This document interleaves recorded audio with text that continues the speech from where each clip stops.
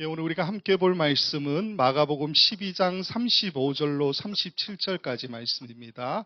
마가복음 12장 35절에서 37절까지 말씀 제가 봉독해 드리도록 하겠습니다. 예수께서 성전에서 가르치실새 대답하여 이르시되 어찌하여 서기관들이 그리스도를 다윗의 자손이라 하느냐. 다윗이 성령에 감동되어 친히 말하되 주께서 내 주께 이르시되 내가 내 원수를 내 발 아래에 둘 때까지 내 우편에 앉으라 하셨도다 하였느니라. 다윗이 그리스도를 주라 하셨은즉 어찌 그의 자손이 되겠느냐 하시니 많은 사람들이 즐겁게 듣더라. 아멘. 지난 시간까지 우리는 예수님을 이제 하신 그 말씀을 책잡으려고 아그리오라는 단어죠. 사냥하다 이런 뜻을 가지고 있지 않습니까? 사냥하여 잡으려고 예수님과 세 번의 논쟁을 벌였던 그 이야기에 대해서 같이 살펴봤었습니다. 그 중에 지난 시간에 본 것이 세 가지의 논쟁 가장 마지막에 나오는 가장 큰 계명에 대한 논쟁이었지요. 이 논쟁 안에 우리는 서기관의 모습을 좀 주목해서 봤었습니다. 예수님께서 사두개인들에게 잘 대답하심을 그가 보고 난 다음에 굉장히 호의적으로, 긍정적으로 대화에 참여하게 되지요. 그러나 실수도 많고 자기 주장도 강하고 예수님의 말씀을 오해하여서 다른 의도인 것처럼 그렇게 해석하는 부족한 그의 모습을 우리는 말씀 속에서 보았다라는 겁니다. 특별히 예수님 말씀을 다시 요약할 때는 상당히 배타적인 모습을 보이기도 하죠. 유대인의 관용구를 써서 예수님이 말씀하신 것과는 좀 다른 의도의 이야기를 하고 있는 그 모습도 우리는 보았다라는 겁니다. 그러나 지난 시간 말씀을 드렸던 것처럼 우리는 그의 그 모습 속에서도 조금씩 성장하는 서기관의 모습을 보았다라는 거죠. 우리 자신들하고 비슷하지 않냐라는 겁니다. 우리도 아직 완성되지 못한, 완성될 수 없는, 그러나 그럼에도 항상 지금도 애써야 하는 그 모습이 서기관에서 보이고 있다라는 거죠. 이 서기관이 정답을 말했다라는 것이 아닙니다. 해석은 분명하게 부족했지만 예수님은 그에게 뭐라고 이야기하십니까? 누네스코라는 단어. 그 단어의 뜻이 뭐냐면 보다 본질적이고 중요한 것을 가려내는 마음으로 대답하고 있다. 그렇게 이야기하셨다라는 거예요. 그래서 그에게 어떤 말씀을 해주느냐? 내가 진리에 가까웠다. 그래서 하나님의 나라가 멀지 않다라는 말씀을 해주고 계시더라라는 거예요. 그러나 예수님께서 하나님 나라에 들어왔다라고 말씀하시지는 않으셨죠. 왜냐하면 하나님의 나라는 머릿속의 지식, 즉 디나미스라는 단어로 말씀드렸지 않습니까? 그 단어로 완성되는 것이 아니라 철저한 회개가 필요하고 또한 삶의 구체적인 실현, 즉 이스키오스가 필요하다라는 겁니다. 이러한 것들을 통해서 우리가 하나님의 나라에 들어가는 것이 아니냐라는 겁니다. 그렇기 때문에 저 여러분 모두가 우리의 신앙생활이 단지 정답을 말하는 것에 초점이 맞춰지면 안 된다라는 거예요. 하나님의 나라에 조금씩 더 가까워지는 것. 그게 우리 신앙의 목표가 되어야 되지 않느냐라는 겁니다. 그 관점이 오스카 콜만이나 조지 레드 같은 사람들이 이야기했던 것처럼 이미 그러나 아직 우리가 이 사이에 살고 있지 않습니까? 이 관점을 우리에게 말해준다라는 것이죠. 그게 이제 지난주 우리가 살펴봤던 말씀이고요. 오늘은 이 12장의 나머지 뒤에 나오는 세 개의 가르침에 대해서 같이 살펴볼 건데 35절부터 37절이 그리스도와 다윗의 관계에 대한 말씀이고요. 38절부터 40절이 서기관을 조심하라라는 말씀이고 41절부터 44절은 가난한 과부의 헌금을 보시고는 예수님이 칭찬하셨던 말씀의 내용입니다. 그 가운데 첫 번째로 오늘 우리가 살펴볼 이야기는 그리스도와 다윗의 관계에 대해서 예수님이 어떤 가르침을 주셨다라는 거예요. 그 내용을 같이 한번 살펴보자라는 겁니다. 말씀이 이렇게 시작됩니다. 마가복음 12장 35절 예수께서 성전에서 가르치실새 대답하여 이르시되 어찌하여 서기관들이 그리스도를 다윗의 자손이라 하느냐. 자, 맨 먼저 우리가 좀 살펴볼 것은 예수께서 성전에서 가르치실새 대답하여 이르시되라고 되어 있죠. 대답하여 이르시되. 질문은 없고요. 대답하여 이르시되라는 것으로 시작해요. 여기에 대답하다라는 이 말이 아포크리노마이라는 단어인데, 아포가 무엇무엇으로부터라는 단어이고, 구별하다, 판단하다라는 뜻을 가진 크리노라는 단어가 함께 붙어져 있는 단어입니다. 그래서 뜻이 뭐냐면 질문에 답하다, 대답하다 이런 뜻을 가지고 있고요. 또 하나는 말하기 시작하다라는 뜻도 가지고 있는 단어라는 겁니다. 그래서 우리 성경 말고 세번역이나 공동번역 같은 것을 보게 되면요, 이 부분을 어떻게 해석하고 있느냐 하면, 예수께서 성전에서 가르치실 때에 이렇게 말씀하셨다, 성전에서 가르치시면서 이렇게 말씀하셨다라고 의역해서 번역하고 있는 것을 보게 됩니다. 그러나 우리 성경과 똑같이 킹제임스 버전이나 아메리칸 스탠다드 버전 ASV나 RSV 혹은 제네바 바이블 같은 성경에서는 이 부분을 어떻게 해석하냐 하면요, answered and said라고 번역하고 있어요. 즉 우리 성경이 이야기하고 있는 것처럼 대답하여 이르시되라고 번역하고 있다라는 겁니다. 이 말씀을 드리는 이유가 있는데 원어로 좀 볼게요. 원어로 보게 되면은 여기에 대답하여 이르시되라고 하는 이 단어가 아포크리데이스 엘레겐이라는 두 단어입니다. 근데 요 아포크리데이스 엘레겐이라는 요 두 단어가 유대인들이 자주 쓰는 관용구예요. 성경에도 상당히 많이 나옵니다.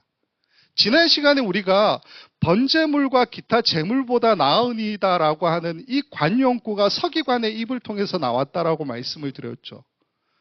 그러니까 헬라어로 번역된 70인역 성경에 보면은 100번 넘게 이 관용구가 나온다라고 말씀을 드렸는데, 동일하게 대답하여 이르시다라고 하는 이 관용구도 상당히 많이 나오는 관용구다라는 겁니다. 구약 성경 히브리어에서는 바야암, 바요메르라는 두 단어로 되어 있는데, 이게 바뀌어서 헬라어로는 아포크리데이스 엘레겐 이렇게 바뀌었다라는 거예요. 그럼 이 관용구, 대답하여 이르시되라는 관용구는 어떤 경우에 쓰이느냐? 두 가지 상황에서 쓰입니다. 예를 들어서 상대방이 질문을 해요.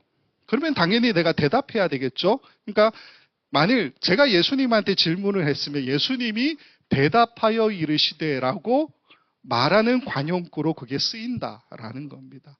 아니면 그냥 아무 질문 없이 굉장히 생뚱맞게 우리가 보일 수 있지만 예수께서 대답하여 이르시되, 오늘 본문에 그렇게 되어 있는 것처럼 아무런 질문 없이 나오는 경우도 있다라는 거예요. 아무 질문 없이 이 관용구가 나올 때는 두 가지 경우입니다. 첫 번째는 질문이 없어도 자연스러울 때, 그때 쓰이고요. 또 하나는 이 자체, 관용구 자체가 이제 중요한 이야기를 시작합니다라는 것을 강조하는 데에 도입부의 관용적 장치로 쓰인다라는 겁니다. 오늘 본문에서 예수께서 성전에서 가르치실 때 대답하여 이르시되라고 관용구가 써인 것은 두 가지의 이유 모두에 해당된다라고 볼 수가 있습니다. 즉 예수님께서 이제부터 중요한 어떤 이야기를 하신다라고 하는 도입부의 관용적 장치이기도 하고요, 생략된 질문이 있다는 거예요. 그 질문에 대해서 예수님께서 이제 대답하신다라는 것을 우리에게 또 알려주는 관용구이기도 하다라는 겁니다. 제가 왜 이런 해석을 하느냐 하면요, 이미 우리가 봤던 앞에 나오는 세 가지 논쟁에 대한 이야기가 있지 않습니까? 12장에. 이 세 가지의 논쟁에 대한 이야기를 보면요, 모두가 다 상대방이 질문하고 예수님이 대답하시는 것으로 시작이 됩니다. 잠깐만 보여드릴게요. 마가복음 12장 13, 14절, 그들이 예수의 말씀을 책잡으려 하여 바리새인과 헤롯 땅 중에서 사람을 보내매 와서 이르되, 바리새인과 헤롯 땅의 이야기를 시작해요. 질문을 해요. 그리고 예수님 대답하신다는 거예요. 마가복음 12장 18절, 부활이 없다 하는 사두개인들이 예수께 와서 물어 이르되, 마가복음 12장 28절, 서기관 중 한 사람이 그들이 변론하는 것을 듣고 예수께서 잘 대답하신 줄을 알고 나와 묻되. 모두가 질문이 있고요, 그리고 예수님이 대답하시더라라는 거예요. 오늘 본문도 생략된 질문이 있고 예수님이 대답하시는 것으로 우리가 볼 수 있지 않느냐라는 거예요. 그런데 본문을 보면 생략된 이 질문에 대한 힌트가 하나도 없습니다. 예수님 대답밖에 없어요. 이런 경우를 신학자들이 너무너무 좋아합니다. 왜 그렇습니까? 상상의 나래를 펴서 자신들이 무엇을 이제 주장할지를 고를 수 있잖아요.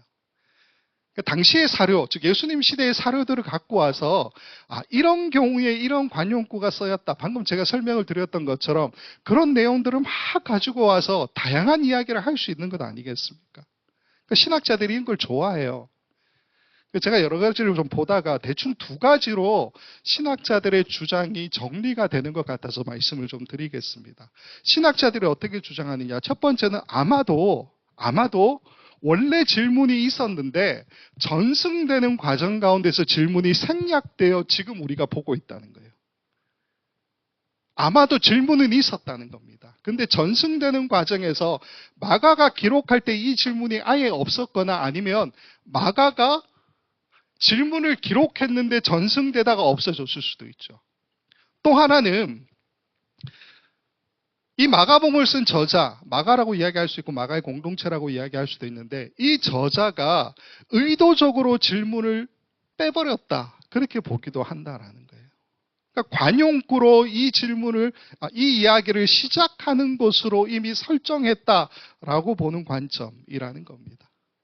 그러니까 이런 두 가지 어떤 해석에 대한 이야기를 장황하게 할 수 있어요. 그러나 오늘 이 이야기를 다 할 수는 없고요. 우리가 중요하게 생각해야 될 것은 뭐냐면요.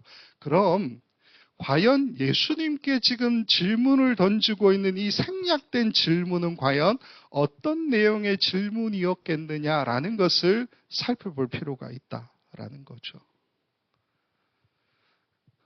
가보진 않았지만 영국에 가면 더럼 대학교라는 게 있다고 합니다. 거기에 신학학 교수로 있었던 C.E.B. 크랜필드, 찰스 어네스트 벌랜드 크랜필드라는 교수님이 계시는데 이 교수님이 생략된 이 질문에 대해서 어떤 이야기를 하시느냐. 예수께서 메시아가 다윗의 자손이라고 가르치셨던 것과 연관된 이야기일 것이다. 그렇게 추측하고 있습니다. 말이 좀 어렵죠. 항상 말씀을 드리지만 신학자들 이야기는 다 어렵습니다. 설명을 좀 드릴게요. 무슨 얘기냐면요. 이미 우리가 앞에 마가복음을 보면서 우리가 알게 된 사실이 뭡니까? 맹인 바디메오가 예수님을 어떻게 이야기했습니까? 마가복음 10장을 보면요. 다윗의 자손 예수여 그렇게 이야기하고 있죠. 예수님께서 예루살렘 성에 입성하실 때 많은 사람들이 예수님을 어떻게 불렀습니까? 주의 이름으로 오시는 이여 오는 우리 조상 다윗의 나라여 이렇게 부르고 있는 것을 우리가 봤었죠. 이렇게 불리셨다는 것과 연관된 즉 예수님에게 어떤 죄를 덮어 씌울 수 있는 선동하는 죄 이런 걸 덮어 씌울 수 있잖아요. 즉 예수님 스스로 덫에 빠질 만한 어떤 내용을 말하도록 하는 질문이 앞에 있지 않았느냐. 그 질문이 지금 생략된 게 아니냐라는 이야기를 이 크랜필드 교수가 하고 있다라는 겁니다. 제가 매주 설교 준비할 때 참고하는 크레이그 A. 에반스 마가복음 주석 쓴 이분이 이 생략된 질문에 대한 힌트를 어디에서 찾느냐면요. 누가복음 23장에서 찾고 있습니다. 누가복음 23장 1절과 2절을 보면 이런 말씀이 있어요.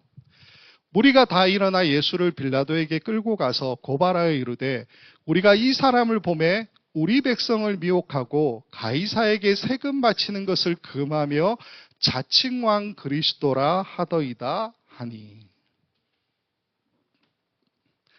무리가 예수님을 빌라도에게 끌고 가서 두 가지의 내용으로 고발하죠. 그 두 가지의 내용이 뭡니까? 첫 번째는 가이사에게 세금 바치는 것을 금했다라는 거죠. 두 번째는 자칭 왕 그리스도라고 말했다라는 것 아닙니까? 크레이그 A. 에반스는 이 두 가지 고발되는 내용이 생략된 질문하고 연관이 있다고 이야기하고 있다라는 거예요. 예수님 지금까지 어떤 모습 보여주셨습니까? 병자를 고치고 귀신 들린 사람에게서 귀신을 쫓아내는 그런 능력을 보이셨던 분이죠. 그러니까 어떤 의미에서 사람들은 기름 부음 받은 사람이라는 의미에서 예수님을 쫓아다녔을 수도 있는 것 아니겠습니까? 그 예수님이 가이사에게 세금 바치는 것을 금했다. 우리가 이미 살펴봤었지만 굉장한 일이에요. 게다가 자칭 왕 그리스도라고 말했다. 아무리 예수님이라고 해도 이런 행동과 말들을 했다라고 하는 것은 상당히 위험하죠.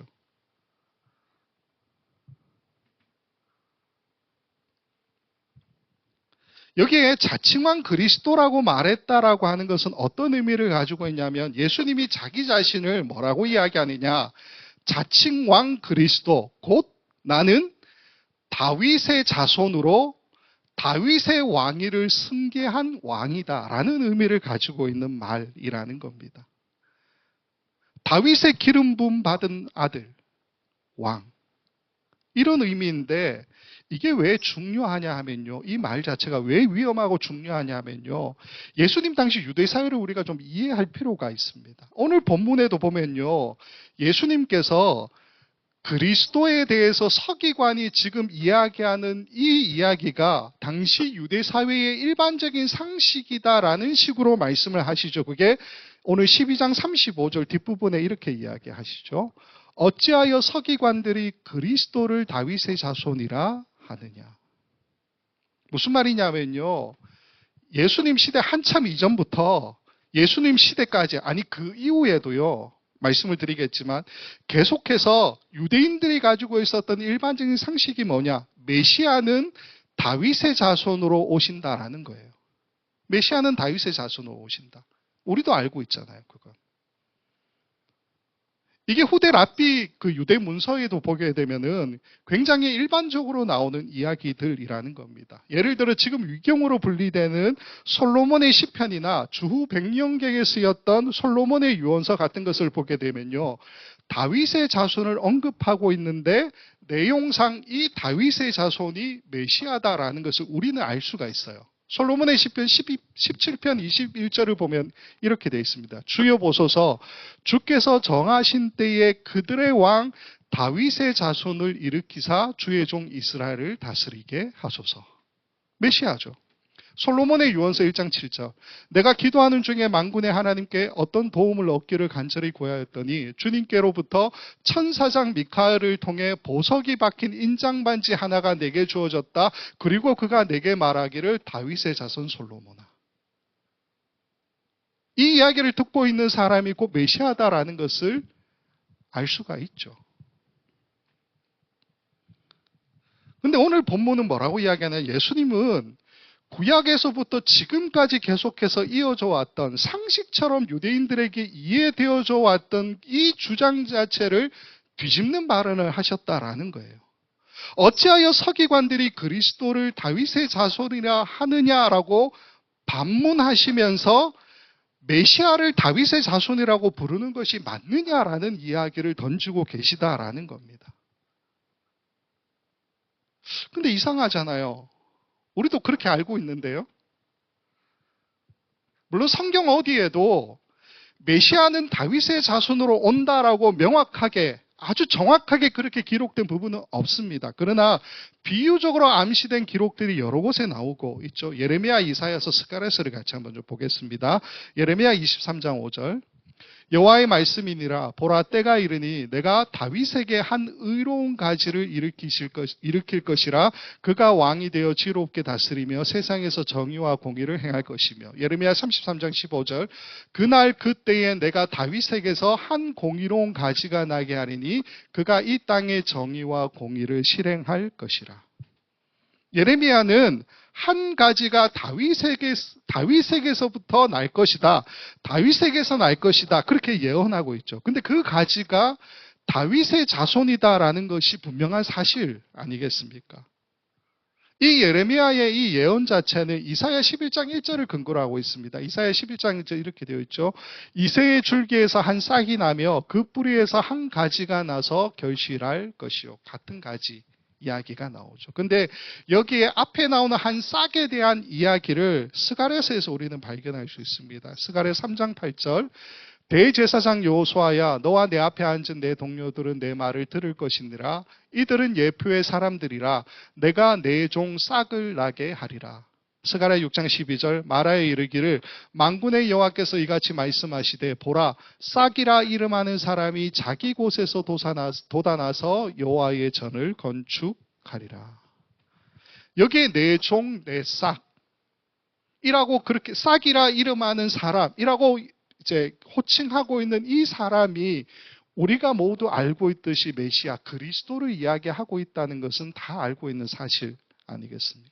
정리하면 이렇게 됩니다. 구약 성경에 그리스도가 다윗의 자손으로 온다라고 명확하게 기록된 부분은 없어요. 그러나 살펴본 것처럼 예레미야, 이사야, 스가랴서 이 선지자들은 분명하게 어떤 인물이 올 거라는 거예요. 중요한 인물이. 그게 싹, 가지 이렇게 언급되어 있죠. 그 중요한 인물이 올 건데 어떻게 올 거냐? 다윗의 자손으로 올 것이다라고 간접적으로 언급하고 있다라는 겁니다. 그리고 그 싹이 곧 그리스도, 메시아를 가리킨다라고 하는 것은 우리 모두도 잘 아는 사실이라는 거죠. 즉 본문에서 서기관은 이 내용을 가지고 말하고 있다고 예수님께서 이야기하셨다라는 거예요. 근데 예수님이 반문하시면서 이거 틀린 거야 라고 말씀하고 계시다라는 겁니다. 자, 그렇다면 예수님이 당시의 일반적인 상식이었던 즉 그리스도가 다윗의 자손으로 온다라고 하는 이 주장을 왜 거부하고 계셨느냐? 예수님 그럼 어떤 주장을 하셨고 또 그렇게 말씀하신 의도는 과연 무엇이냐? 거기에 대해서 우리가 좀 살펴보도록 하겠습니다. 마가복음 12장 36절부터 37절 같이 보겠습니다. 다윗이 성령에 감동되어 친히 말하되 주께서 내 주께 이르시되 내가 내 원수를 내 발 아래에 둘 때까지 내 우편에 앉았으리라 하셨도다 하였느니라. 다윗이 그리스도를 주라 하였은즉 어찌 그의 자손이 되겠느냐.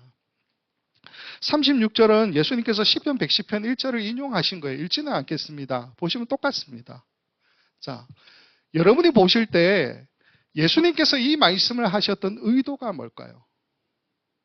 왜 이런 말씀을 하셨을까요? 여기 미국의 바드 칼리지라는 학교가 있는데 거기 종교학 교수였던 성공의 신부인 브루스 칠튼이라는 분이 계십니다. 근데 이분이 우리가 지금 보고 있는 이 마가복음 12장에 나오는 생략된 이 질문에 대한 35절부터 37절에 나오는 예수님의 대답에 관해서 어떤 이야기를 하느냐. 예수님의 대답의 의도는 메시아를 자처했다고 하는 점점 커지는 자신을 향한 의구심을 떨쳐버리는 것에 있다. 이렇게 주장을 하고 있습니다. 이게 무슨 말이냐면요. 이해를 돕기 위해서 우리가 1세기 팔레스타인을 좀 살펴볼 필요가 있습니다. 즉 예수님께서 실제 살았던 역사적 공간 1세기의 팔레스타인 지역에서 사람들은 어떤 이해를 가지고 있었느냐를 우리가 살펴볼 필요가 있어요. 이 브루스 칠튼이라는 학자처럼 역사적 예술을 연구하는 분들이 있어요. 이분들이 주장하는 것 가운데 정치적 상황론이라는 이론이 있습니다. 이 정치적 상황론이라고 하는 이 이론의 핵심이 뭐냐면요. 예수님이 어떤 말씀과 어떤 행동을 하셨을 때는 의도가 있다는 거예요. 그 의도가 뭐냐?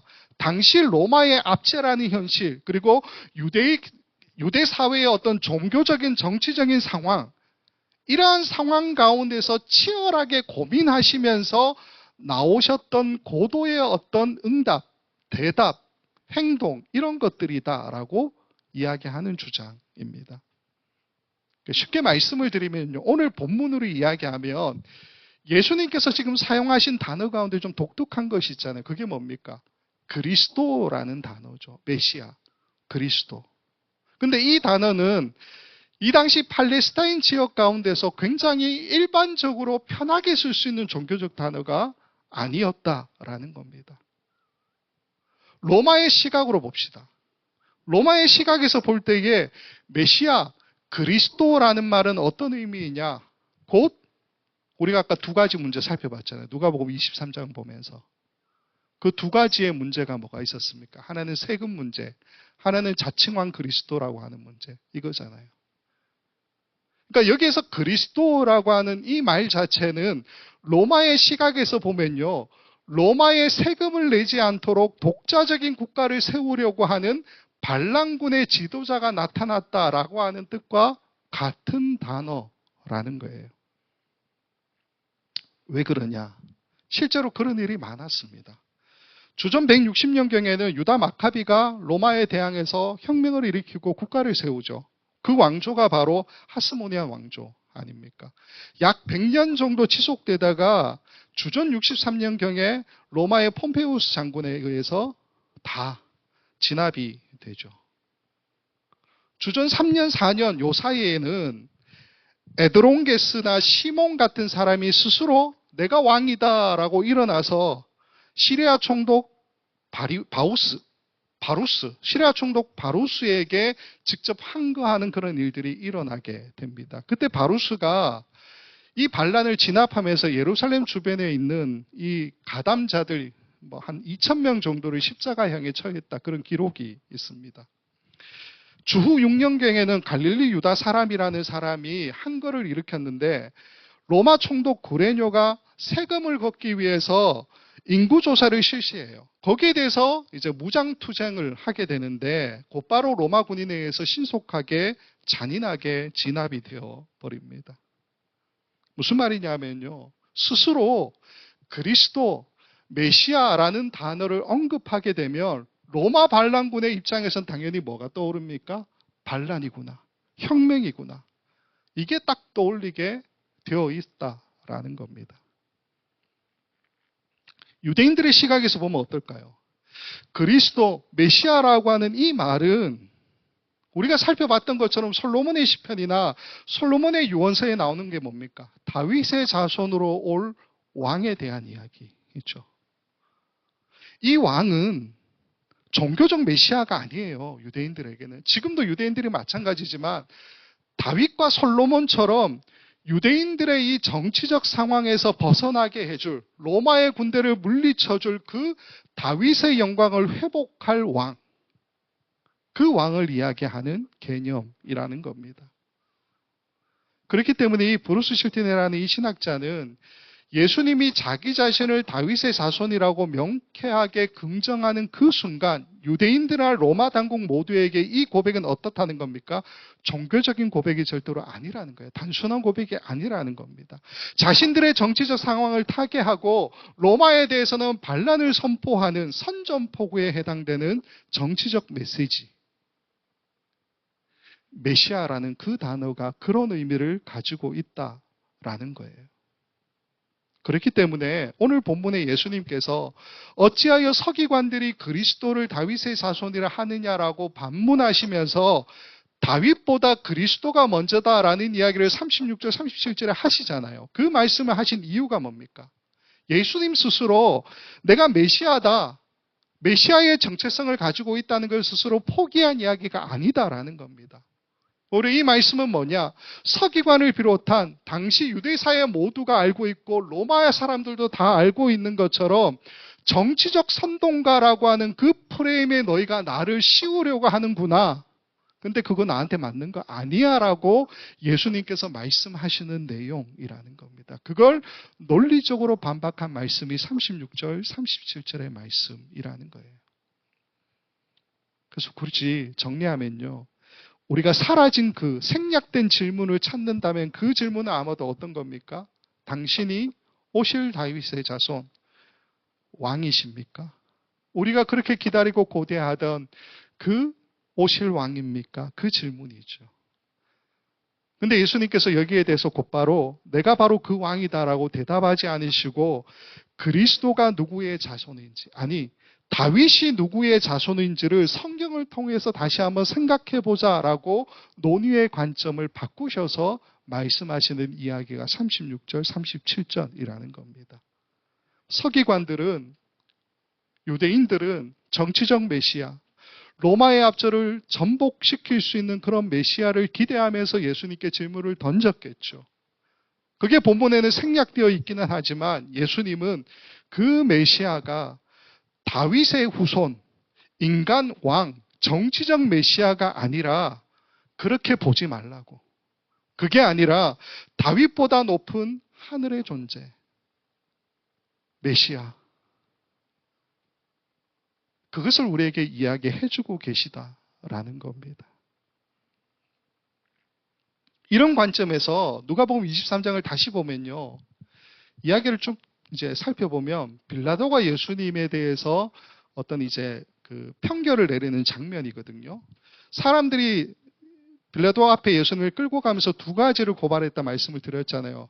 그러니까 가이사에게 세금 내지 않는 것, 또 하나는 자칭 왕 그리스도라고 이야기했던 것. 거기에 대해서 고발하게 되는데 뭐 일반적으로 우리가 사용하는 단어로 이야기하면 어떤 말입니까? 예수님 사기꾼이다. 그 얘기하는 거잖아요. 그걸로 고발했는데 빌라도가 직접적으로 예수님께 어떤 질문을 하냐면 내가 유대인의 왕이냐? 네가 유대인의 왕이냐? 그렇게 질문을 해요. 거기에 대해서 예수님이 어떻게 대답하시느냐? 누가복음 23장 3절 뒷부분을 보면 이렇게 대답하십니다. 이르시되 내 말이 옳도다. 맞다고 얘기하세요. 근데 놀라운 것은 바로 이어서 4절을 보면요. 빌라도가 이런 편결을 내립니다. 빌라도가 대제사장들과 무리에게 이르되 내가 보니 이 사람에게는 죄가 없도다 하니. 생각해 보세요. 두 가지로 고발했잖아요. 가이사에게 세금 안 바친다고 얘기했던 거. 또 하나는 뭡니까? 자칭왕 그리스도라고 얘기했던 거. 세금 안 바치는 문제에 대해서 언급이 없어요. 근데 자칭왕 그리스도라고 이야기했던 것에 대해서 빌라도가 물었잖아요. 네가 유대인의 왕이냐? 예수님 대답이 뭡니까? 네 말이 옳다. 근데 빌라도는 여기에 대해서 어떻게 편결했습니까? 이 사람에게 죄가 없도다. 빌라도가 지금 찾아야 되는 예수님에 대한 혐의점이 뭐냐면 반란, 혁명이죠. 사람들은 그걸 갖고 지금 고발하고 있으니까요. 근데 빌라도가 이 사람에게 죄가 없도다라고 편결을 내렸습니다. 왜 그럴까요?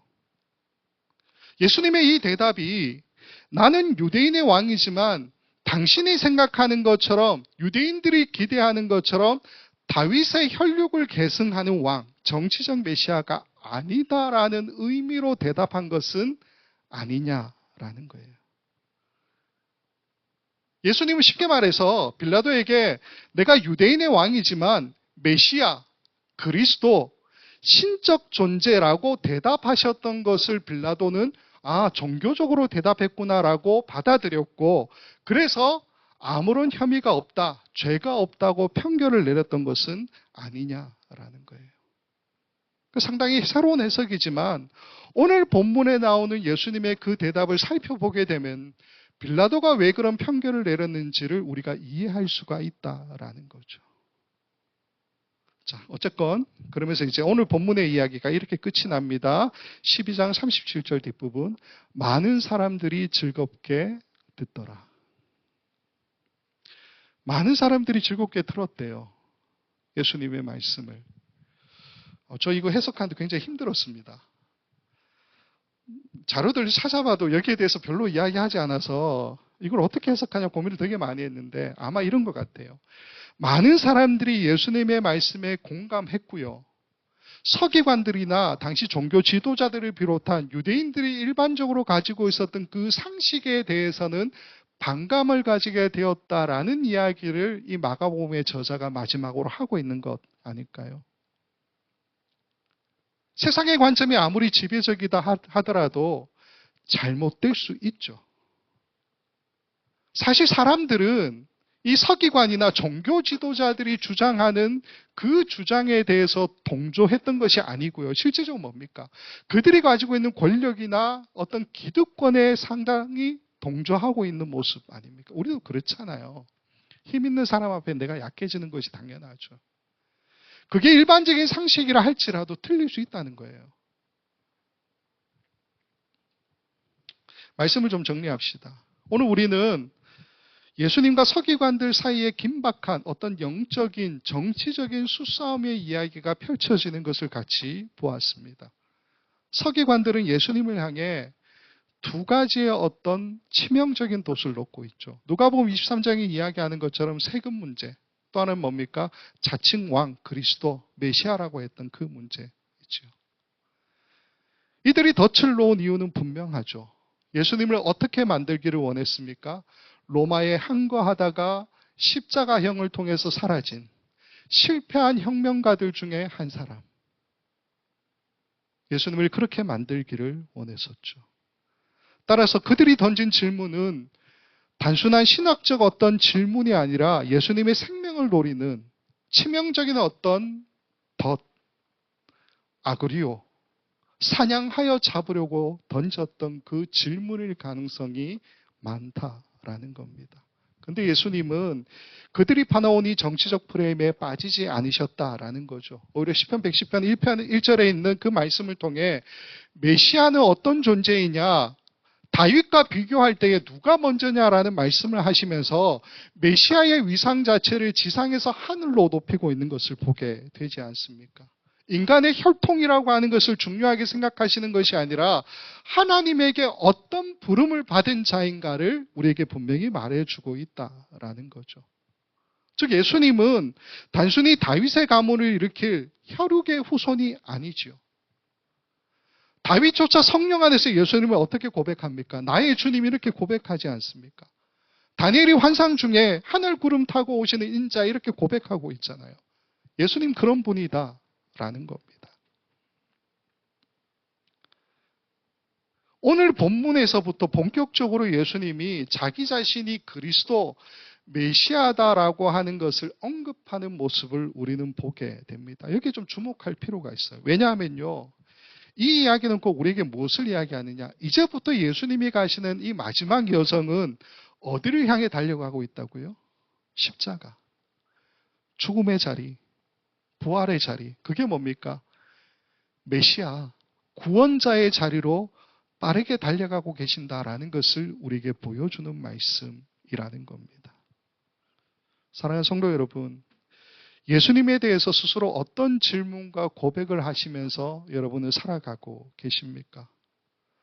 서기관들처럼 일반적인, 상식적인, 그러나 바뀌지 않고 고정된, 잘못된 어떤 견해들 속에서 나만의 유익, 우리만의 유익을 위해서 땅의 질문과 고백만으로 예수님께 던지는 삶을 살아가고 있는 것은 아닙니까? 간절히 바라기는 세상의 수많은 나만을 위해, 우리만을 위해 던져지는 이 생략되어 있는 땅의 질문들. 오늘 우리가 그 질문을 살펴봤죠. 그 질문들 앞에서 우리 모두는 분명하게 예수님은 나의 주이시며 그분만이 우리의 영원한 왕, 메시아가 되신다는 하늘의 대답을 할 수 있는 우리 원커뮤니티 교회 모든 성도님들 다 될 수 있기를 주님의 이름으로 간절히 축원을 드립니다. 같이 기도하겠습니다. 고마우신 아버지 하나님, 오늘 함께 본 이 마가복음의 말씀을 다시금 우리 마음에 새깁니다. 당시 서기관들이 자신들의 정치적 야망과 세상의 틀 안에 예수님을, 메시아를 가두려고 했던 것처럼 혹시 우리도 주님을 나의 유익과 세상의 성공을 위한 도구로만 바라보고 있지 않았는지 이 시간 다시금 회개합니다. 역사의 주관자 되시는 주님, 다윗이 성령에 감동되어 나의 주님이라고 고백했듯이 예수님은 단순히 다윗의 혈통적인 후손이 아니라 만물의 주인이시고 우리 생명의 근원이심을 고백합니다. 세상은 끊임없이 우리에게 너의 욕망을 채워줄 왕이 어디 있느냐, 그런 땅의 질문을 던지고 있지만 우리 모두는 그 질문에 함몰되지 않도록 인도하여 주시옵소서. 오히려 예수님은 나의 주시고 세상의 영원한 통치자라고 하는 하늘의 대답으로 당당히 고백하며 믿음 앞에 서는 주님의 백성들이 될 수 있도록 우리를 인도하여 주시옵소서. 그래서 세상의 좁은 프레임을 깨뜨리고 하늘의 권세를 선포하신 예수님을 따라 우리도 십자가와 부활의 길을 걸을 수 있도록 인도하여 주시옵소서. 우리 삶의 유일한 메시아이신 예수 그리스도의 이름으로 간절히 기도하옵나이다.